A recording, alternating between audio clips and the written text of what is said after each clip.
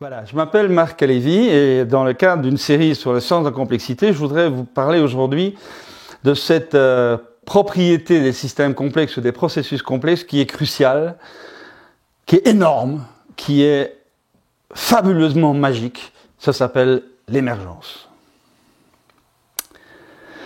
L'émergence, c'est un type de processus qui est vraiment au cœur des sciences de la complexité.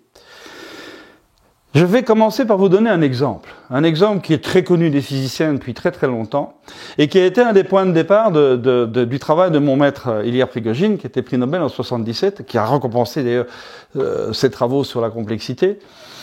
L'exemple dont je voudrais vous parler s'appelle les cellules de Bénard. Alors qu'est-ce que c'est que les cellules de Bénard? En fait, c'est tout simple. Essayez d'imaginer ceci. J'ai une casserole transparente, je la mets sur le gaz, avec de l'eau dedans. Mon eau, là, dans cette casserole, elle a un problème. Le problème, c'est qu'en dessous, c'est très chaud, et au-dessus, c'est très froid. Donc, qu'est-ce qu'elle veut faire? Elle veut retrouver son équilibre en dissipant l'énergie qu'elle va capter dans le fond de la casserole où c'est très chaud, et la dissiper, ça veut dire l'envoyer dans l'atmosphère là où c'est très froid. Et chaque petite molécule d'eau va comme ça faire des allers-retours entre le bas où il fait chaud et le haut où il fait froid. Et donc celle qui est tout à fait en bas, elle a bien envie de monter, et donc elle va se frayer un chemin pour arriver à la surface et libérer son énergie. Et celle qui est en bas, qui était en haut bien tranquille et qui était dans la fraîcheur, l'autre va l'obliger à redescendre. Et on voit comme ça des mouvements chaotiques de ces molécules d'eau qui vont aller de bas en haut et de haut en bas. Jusque-là, rien que du banal. Sauf qu'il y a un monsieur qui s'appelle Bénard qui a regardé ça de près, et quand on arrive dans les alentours de 98-99 degrés, le jeu individuel des molécules n'est plus suffisant pour dissiper la différence de température. Et là, il se passe quelque chose de totalement incroyable. Et qui pose la question, les molécules d'eau ont-elles un téléphone portable?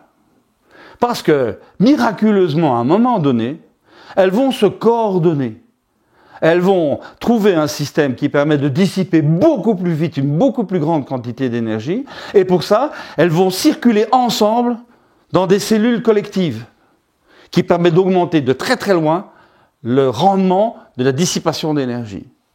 Qu'est-ce qui se passe? Où est le téléphone portable? Comment se sont-elles mises d'accord, ces molécules, pour se mettre ensemble dans un système organisé et sophistiqué? Eh bien ça, c'est typiquement ce que l'on appelle un phénomène d'émergence. À un moment donné, nous sommes dans une situation chaotique, hyper sursaturée en tension, et brutalement, une organisation nouvelle et inédite se met en place qui va permettre de dissiper beaucoup mieux ces tensions qui sont catastrophiques pour l'équilibre du système.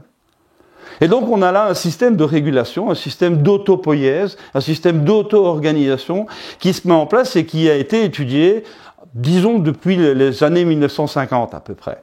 Depuis les années 1950, c'était un grand mystère en disant mais comment se fait-il que de l'auto-organisation soit possible? Comment est-ce que la physique de l'entropie maximale dont on a parlé une autre fois, cette physique-là, pourquoi se trahit-elle elle-même? Et pourquoi rentre-t-elle dans quelque chose qui est de la production de négantropie, donc de la production d'ordre, alors que son grand principe à elle, c'est surtout pas d'organisation, c'est surtout pas de la négantropie, c'est l'uniformité. Et là, c'est pas ce qui se passe.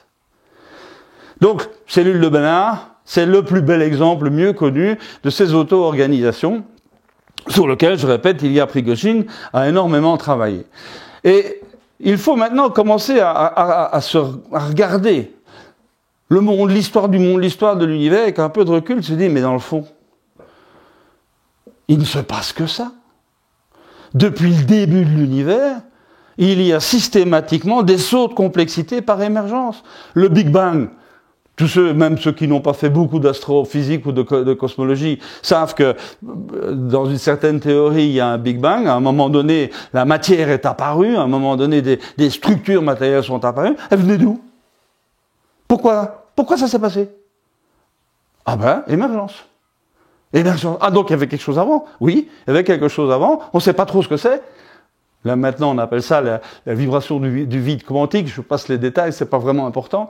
Hein, mais à un moment donné, il y a quelque chose qui se cristallise, il y a quelque chose qui sort, et c'est la matière. Elle n'est pas belle la vie? Et puis la matière évolue.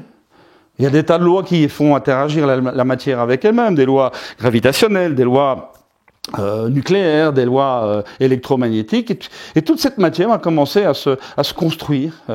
Il va y avoir des atomes, très bien. Et puis à un moment donné, les atomes se mettent ensemble, dans un certain nombre de cas, pour former quelque chose qui est absolument hallucinant, ça s'appelle un cristal.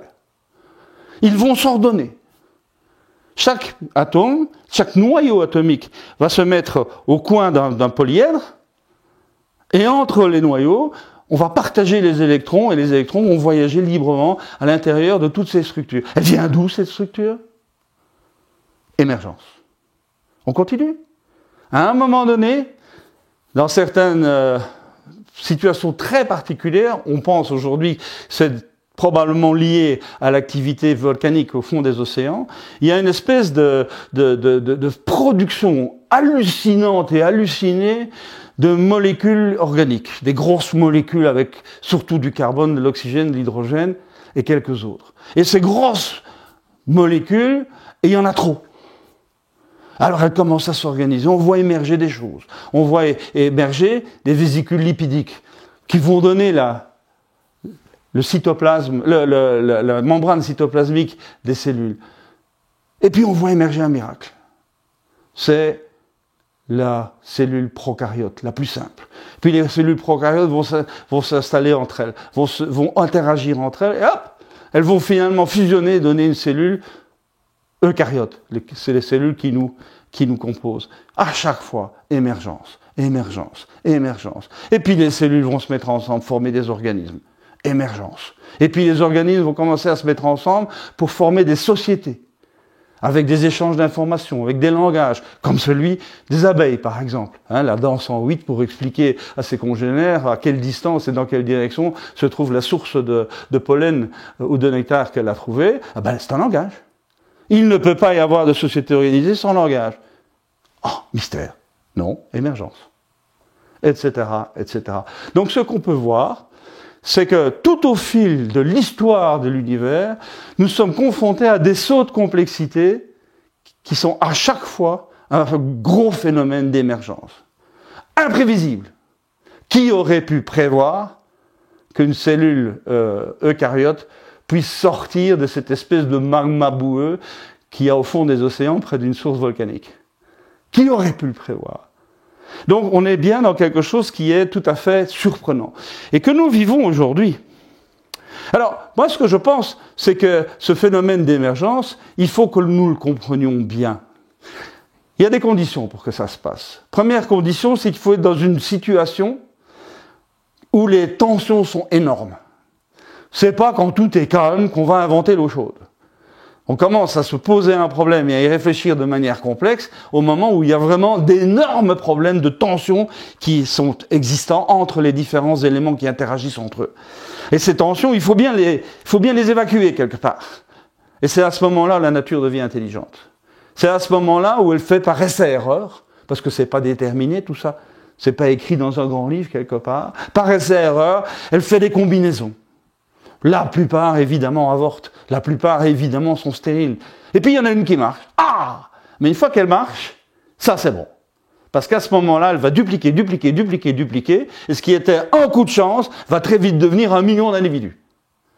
Et on est parti dans une autre couche de la complexité universelle.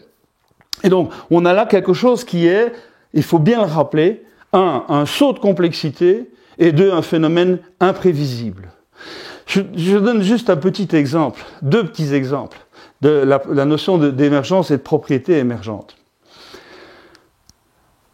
Nous avons tous, je pense, l'habitude de mettre du sel de cuisine dans nos plats alimentaires.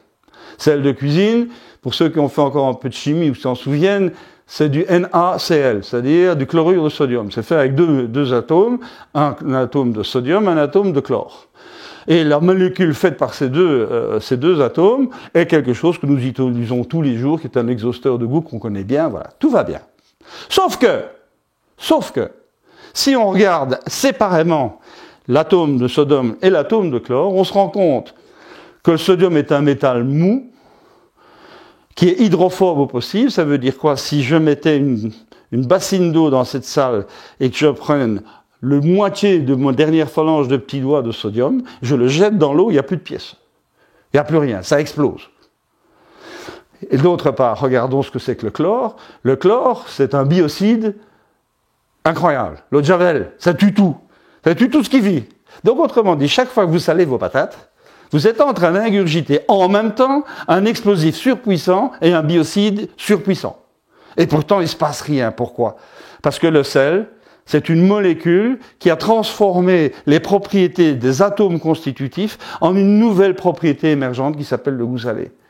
Et a donc fait disparaître les propriétés d'avant, heureusement pour notre estomac. Donc une fois qu'on a compris ça, on se rend compte qu'il y a à tous les niveaux de l'univers, des tas de phénomènes d'émergence qui transforment radicalement les propriétés d'avant et qui créent les propriétés nouvelles qui sont incroyablement plus sophistiquées, incroyablement plus intéressantes, incroyablement plus utiles. C'est ça l'histoire de l'univers, c'est tout.